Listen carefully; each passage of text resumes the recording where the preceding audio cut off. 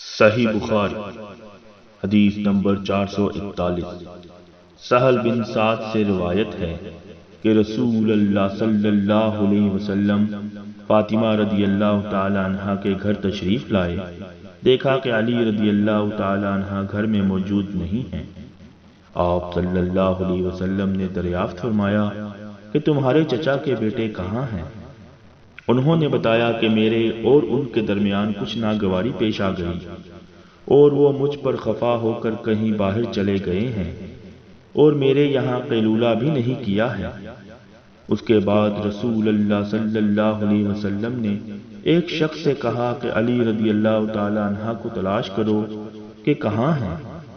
وہ آئے اور بتایا کہ مسجد میں سوئے ہوئے ہیں۔ پھر نبی کریم صلی اللہ علیہ وسلم تشریف لائے۔ علی رضی اللہ تعالی عنہ لیٹے ہوئے تھے۔